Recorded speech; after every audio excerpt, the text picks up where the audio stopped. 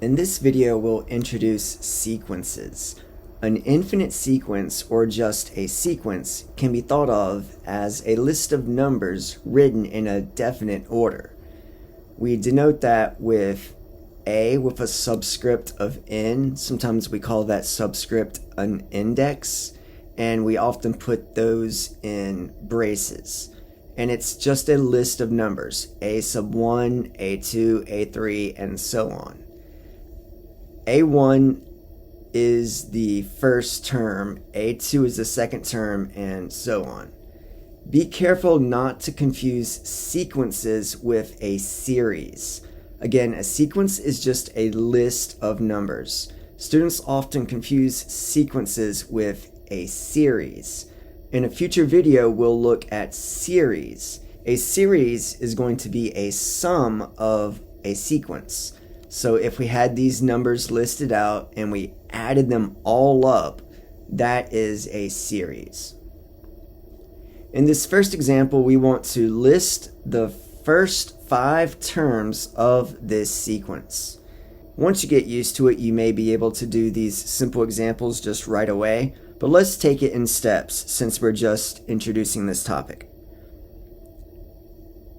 We'll have 1 divided by 2, and n for the first term is 1.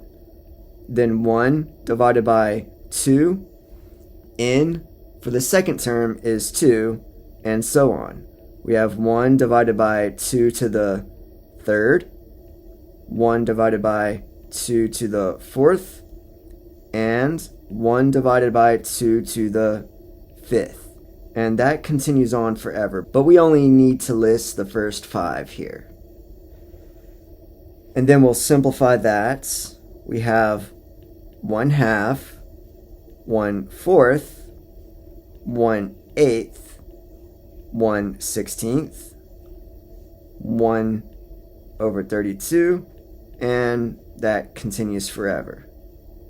This is the first 5 terms in this sequence. In our next example, we want to again list the first 5 terms in this sequence. Notice that this time n is starting at 3, so we'll start the index at 3. Again, we'll show this in steps.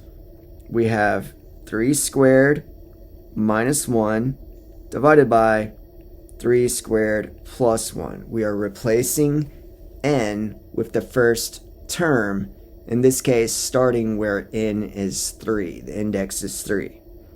And then we'll just go up from there. So we started at 3, the next n will be 4. We have 4 squared minus 1 divided by 4 squared plus 1, and then 5 squared minus 1 divided by 5 squared plus 1, 6 squared minus 1 divided by 6 squared plus 1, and finally 7 squared minus 1 divided by 7 squared plus 1. And that continues forever. And from here we will simplify. Simplifying up top, we get 8 divided by 10, which reduces to 4/5. And then we get 15 divided by 17. Next we get 24 divided by 26. That will reduce to 12/13. Then 35 divided by 37. And simplifying this, 48 divided by 50 will reduce to 24 divided by 25. And again, that sequence continues forever. In our next example, we want to find the formula for the general term a sub n for this sequence, assuming that the pattern of the first few terms continues. So this process is a little more challenging than the previous example we saw. We're sort of working backwards now. We're given a list of terms. We want to find the a sub n that defines those terms. Finding these patterns can be a little challenging the first time you are introduced to sequences. Sometimes students pick it up right away, sometimes students struggle with it. I know when I was a student, I struggled with it the first time I saw it. It just takes a little bit of practice. Some things that I've found helpful along the way is to start by simply listing the terms. The first term, a sub 1, is 2. A sub 2 is 3 divided by square root of 2. A sub 3 is 4 divided by the square root of 3. And then a sub 4 is 5 divided by 2. And from here, what we want to do is see if there's any kind of pattern that is repeating throughout that's the same. It looks like after the first one, we get some fractions. So maybe I can rewrite the first one as a fraction as well. So let's think of this first one as a fraction, and we're going to make all of these fractions as well since they're already fractions. And let's see if there's any kind of pattern that we recognize. Looking at the denominators, we have the square root of 2, the square root of 3, the square root of 4, which is 2. So maybe we can do that in the denominator. Square root of 4, square root of 3, square root of 2. And this one initially did not have a denominator, but if we think of that as the square root of 1, looking at that pattern, square root of 1 is 1, which will make sense. And then looking at the numerators, those are just 2, 3, 4, and 5. Continuing to notice a pattern, let's keep in mind that we want to relate this back to n. So let's see if we can relate back to n.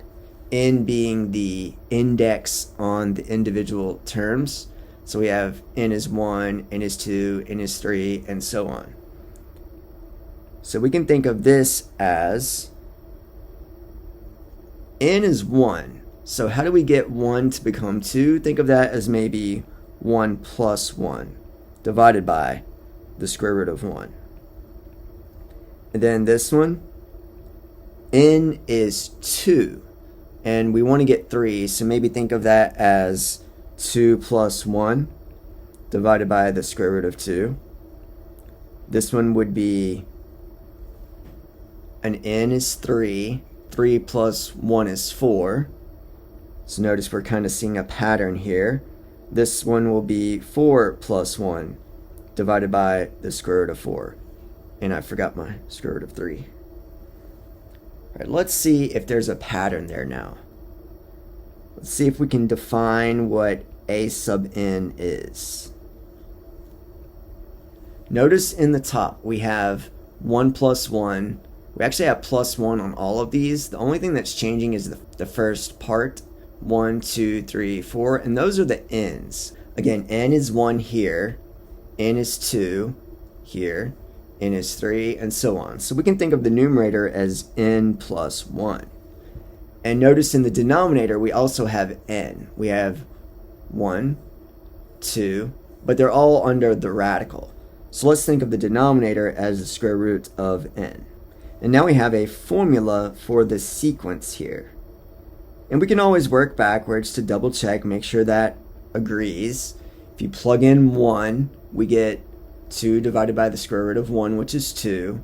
If we plug in 2, we get 3 divided by the square root of 2, which agrees, and so on. This example is a little more complicated. Let's start with listing the terms. A sub 1 is 4. A sub 2 is negative 1. A sub 3, 1/4. A sub 4, negative 1/16. And a sub 5 is 1 divided by 64. So once again, we want to try to write these so that they have some similarities, some kind of common pattern. The first thing I recognize that we did not see last time is we have alternating signs. We have a positive number, then a negative, positive, negative, positive, and so on. So one thing that we can do to handle that situation is think of this as 1 times something. This one is -1 times something, and so on. We have positive, negative, and positive. The next thing I see is we have some fractions on the end, but the first two don't start as fractions. Let's see if we can make those look like fractions, since it appears like most of the numbers in the sequence will be fractions. So we have 64, 16, 4, and let's think of this one as maybe 4 divided by 4. 4 divided by 4 is 1. 1 times -1 is -1. And then this one, we can't really write this as a fraction just yet, unless we think of it as 4 divided by 1 maybe. It looks like we have the signs taken care of for now. And we have mostly fractions, but there's no clear pattern in the fractions just yet, unless you recognize these last three. 4 cubed is 64. 4 squared is 16. 4 to the first is 4. Let's see if we can think about that pattern and see if that fits. So here we have 1 times 1 divided by 4 cubed. Then we have -1 times 1 divided by 4 squared. Then 1 times 1 divided by 4 to the first. And let's see if that pattern continues. We have 3, 2, 1. Let's see if we can write this one as 1 times, actually -1 times 1 divided by 4 to the 0. 4 to the 0 is really just 1. 1 divided by 1 is 1. 1 times -1 is -1. So that looks like that's fitting the pattern. That's awesome. And up here, if that pattern continues, this would be 1 times 1 divided by 4 to the -1. To rewrite this, to get rid of the negative exponent, we would make that a 4. 4 times 1 is 4. So it looks like that fits the pattern. The next thing we want to do is try to relate this back to n. Remember, we always want to relate to n, the index on the individual terms. This is where it can get a little bit tricky. Let's focus on the number out front first and see if we can handle that alternating pattern. So up first we have 1 to the first power. That fits. 1 to the first is a positive number. Positive 1. That's good. Let's see if that continues. Here we have a -1. And it's raised to the second power.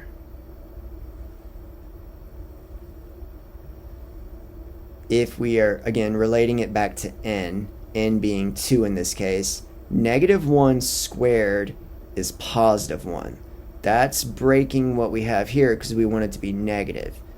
In order for a negative base to stay negative after we raise it to a power, the power is going to have to be odd. So let's see what happens if we just take 1 away from that. 2 minus 1 is 1. -1 to the first power remains negative. That's good. So let's see if we can keep that same pattern up here. First of all, the base, the number inside the parentheses, is going to have to stay the same if we want a consistent pattern. So let's make that a -1 inside the parentheses. N is 1. That's this first piece. And let's see what happens if we take away 1 from that. We'll have -1 to the 0 power, which is 1. That fits. That works. Right. Hopefully this pattern is going to continue. We have -1 raised to the n, which is 3 in this case, minus 1. That is negative 1 squared, which is a positive. That fits. Let's hope it fits for the others. Negative 1 to the n, which in this case is 4, minus 1. That's negative 1 cubed, which is negative. That fits. And down here we have negative 1 to the n, which in this case is 5, minus 1. Negative 1 to the 4th power is positive 1. So we're good there. So we've taken care of the alternating signs. Now let's see if we can take care of what's happening here. It looks like we have the base of 1/4. Notice we have a quarter here, a quarter here, a quarter here, and so on. So let's see what's happening with the exponents on those. Again, we want to relate this back to n.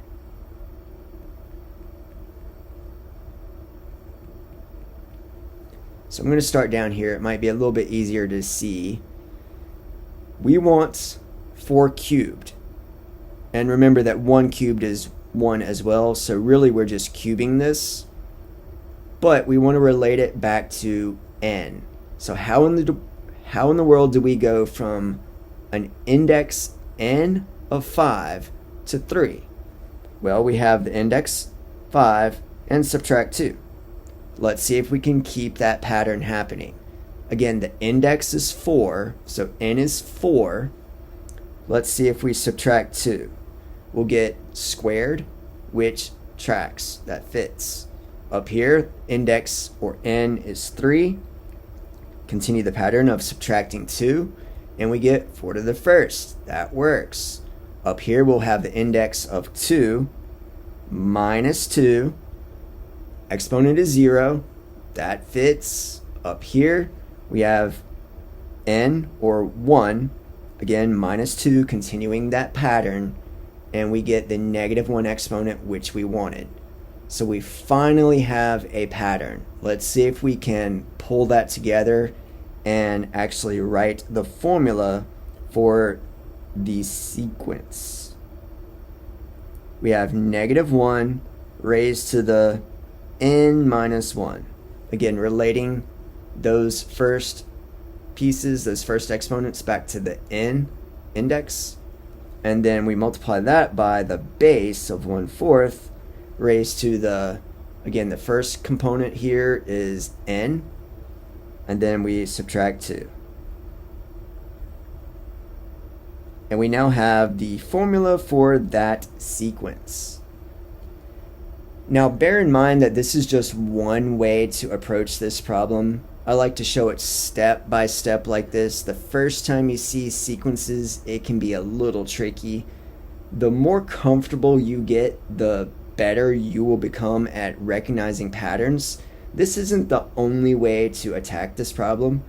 There are other ways to write this sequence.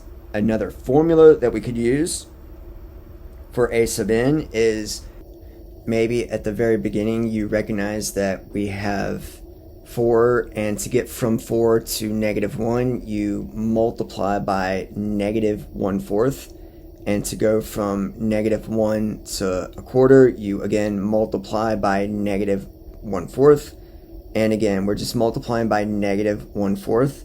So one alternate way to write this sequence is 4 times negative 1/4, and then the exponent on that would end up being n minus 1.